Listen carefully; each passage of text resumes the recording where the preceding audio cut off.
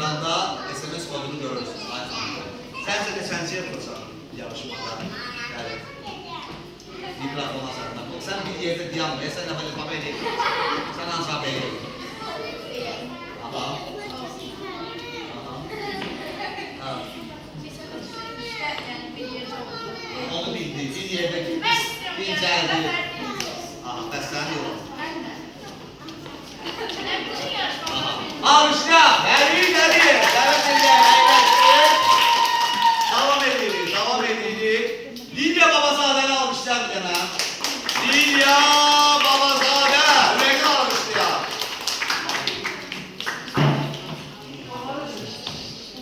SMS kodu 013, deyirlər 13 rəqəmin nəsl, elə deyirlər də, ha?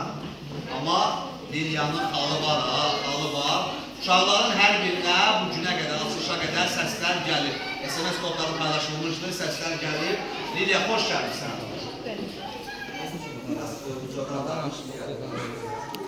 Lidya Babazadə bizim yarışmaya, uşaqlar sakin, tam sakin.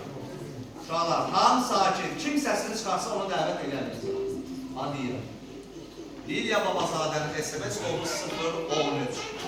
Lidya, model kimi qatılmışsan, amma sən növbəti həftələrdə bilirik ki, həm bizim üçün mahnı edə bilərsən, həm rəqs edə bilərsən. Bugün model kimi, bu gözəl giyimdə, bizlərin qarşısında, tamaşaçıların qarşısında Lidyanın görəcəksiniz və bu gözəl balaya səs göndərmək istəyənlər SMS kodunu ekranda görürsünüz. Lidya, ən çox kimdən dəstək görürsünüz?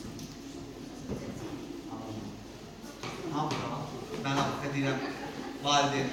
Mən bilirəm ki, ən çox valideynlərdir uşaqlar üçün. O əldən ayaqdan gedən, səs göndərən.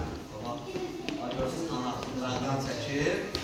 Alqışlayan bir dənə musiqi sənətində Lidya Babazadəni görək burada zəhmət olmasa.